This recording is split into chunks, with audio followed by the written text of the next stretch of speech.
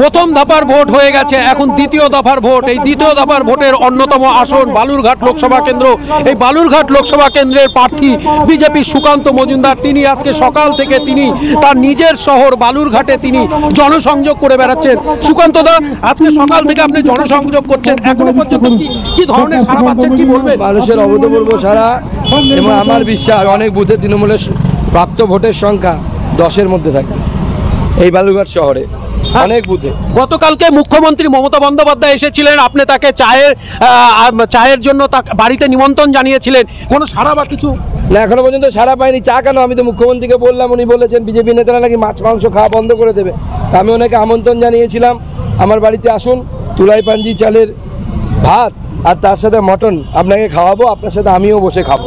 গতকালকে মুখ্যমন্ত্রী বলেছেন যে আত্রে নদীতে যে বাদ দেওয়া হয়েছে সে ব্যাপারে নাকি আপনি সরব নন। দেখুন, মুখ্যমন্ত্রী খবর রাখছেন না, আমি এটাই বলছি ওনার বয়স হয়ে গেছে, সেই জন্য এরকম ভুলভাল বকছেন।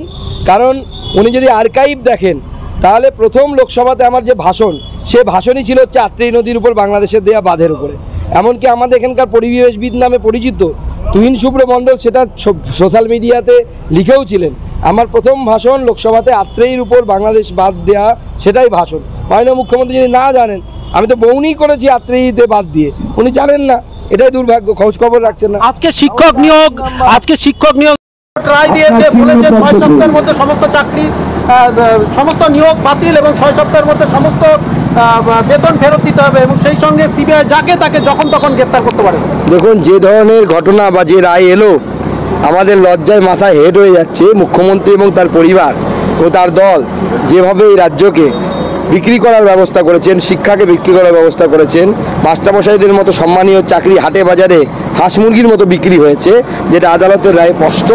এবং আমি মনে করি, আমি দাবি করছি, মুখ্যমন্ত্রীর আর তার পদে বসে থাকার বিন্দুমাত্র অধিকার নেই। নির্লজ্জ না হলে উনি বসে থাকবেন, ইমিডিয়েট তার পদ থেকে ইস্তফা দেওয়া উচিত। এই যে যাদের চাকরি চলে গেল তাদের সম্পর্কে কি বলবেন? দেখুন, তাদের পরিবারে অথই জলে পড়ে গেল, এর জন্য দায়ী কে? দায়ী মমতা বন্দ্যোপাধ্যায় এবং তার দল। বাজারে যদি বিক্রি হয় হাঁস মুরগি, তো লোকে তো হাঁস মুরগি কিনবেই। আপনি চাকরি বিক্রির ব্যবস্থা করেছেন বাজারে, তো তারা চাকরি কিনেছে, এখন চাকরিগুলো চলে গেলে এত লোকের, এত পরিবারে। এই নিয়োগ প্রক্রিয়ায় জড়িত বাকিদের বিরুদ্ধে কি বলবেন?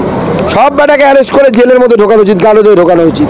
এদের জন্য এই পরিবারগুলো ভুগতে হচ্ছে, এদের এই 23,000-এর বেশি পরিবারকে। 3 নাম্বার পদ্মফুল, সবাই মিলে পদ্মফুলে আশীর্বাদ করবেন। পদ্মফুলে আপনার কেন্দ্রে আপনার প্রতিপক্ষ বিপ্লব মিত্র, তিনিও বিভিন্ন জায়গায় ঘুরছেন এবং তিনি আপনার বিরুদ্ধে যেটা অভিযোগ এনেছেন যে আপনি রেলের ওয়াগন ফ্যাক্টরির কাজ বন্ধ করে দিয়েছেন, কি বলবেন? পদ্মফুল, দেখুন, এরা মিথ্যে কথা বলা ছাড়া আর কিছু পারে না। রেলের ওয়াগন ফ্যাক্টরি যে সময় মমতা বন্দ্যোপাধ্যায় ঘোষণা করেছিলেন, ওনাদেরকে প্রশ্ন করুন না, মমতা বন্দ্যোপাধ্যায় ওয়াগন ফ্যাক্টরি করার জন্য কত টাকা দিয়েছিলেন। তারপরে তো মুকুল রায় রেলমন্ত্রী ছিলেন, তারপরে তো দীনেশ ত্রিবেদী রেলমন্ত্রী ছিলেন। তাহলে ওয়াগন ফ্যাক্টরি যদি হতো, তাহলে এতদিনে কমসে কম ওয়াগন ফ্যাক্টরির এই 3 জন মন্ত্রীর সময় তাহলে কমসে কম একটা ঘর তো তৈরি হতো। গতকালকে মুখ্যমন্ত্রী বালুরঘাটে দাঁড়িয়ে তিনি বলেছেন যে এখনো পর্যন্ত বালুরঘাট পর্যন্ত রেলের যে কাজগুলো হয়েছে, বিশেষ করে বালুরঘাট হিলি এবং রেলের অন্যান্য যে প্রকল্পগুলো, সবটাই আপনার দ্বারা তার দ্বারা সম্ভব হয়েছে, মানে মুখ্যমন্ত্রী মমতা বন্দ্যোপাধ্যায় তিনি নিজে করেছেন। দেখুন, মুখ্যমন্ত্রী সেই সময় একটা পলিটিক্যাল ট্রেন এনেছিলেন। রামদা নমস্কার, স্বর্ণেন্দু কোথায়?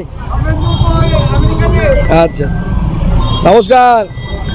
হিলি বালুরঘাট রেল প্রকল্প 206 কোটি টাকা এসেছিল অর্পিতা ঘোষের সময়, 6টা কাজ হয়নি। 500 কোটি টাকারও বেশি টাকা আমরা এনে দিয়েছি হিলি বালুরঘাট রেল প্রকল্পের জন্য। মুখ্যমন্ত্রীর লজ্জা হওয়া উচিত এগুলো কথা বলার আগে। মিথ্যে কথা বলার একটা লিমিট আছে। নমস্কার, পদ্মফুলে 3 নাম্বার। আর মাত্র কয়েক ঘন্টা, মানে 1-2 দিন, এর মধ্যে প্রচারের কাজ কতটা সম্পন্ন করতে পেরেছেন? জনসংযোগ কতটা সম্পন্ন? আমরা যতটা পারছি এইভাবে মানুষের কাছে পৌঁছানোর চেষ্টা করছি। এত অল্প সময়ের মধ্যে সব জায়গায় যাওয়া হয়তো সম্ভব না, তবে যতটা যাওয়া যায় মানুষের কাছে। কোনো খামতি থেকে গেছে এখনো কি মনে হচ্ছে কোনো জায়গায় প্রচারে খামতি রয়েছে? না, সে তো যত প্রচার করব মানুষের কাছে, যত যাব তত মানুষের কাছে আরও বেশি করে যাওয়ার ব্যবস্থা ইচ্ছে জাগে আরও। আমরা মানুষকে নিয়েই থাকি, মানুষের চাওয়া পাওয়া। আমি সকালবেলা থেকে, আপনারা জানেন যেহেতু লোকাল আপনারা, সকাল 8টা থেকে মানুষ, আজকে তো 7টার সময় চলে এসেছিলো, মানুষজনের সাথে বাড়িতে দেখা করা, তাদের নানা রকমের সমস্যা, কতগুলো সমস্যার সমাধান আমি করতে পারি, কিছু হয়তো করতে পারি না, কিন্তু মানুষের সাথে দেখা সবসময় চলতে থাকে মানুষের পাশে। অতএব যতই ঘুরি না কেন মানুষের যত কাছে যাওয়া যাবে তত ভালো। আবহাওয়া বিভাগের পূর্বাভাস রয়েছে যে তাপমাত্রা আরও বাড়বে।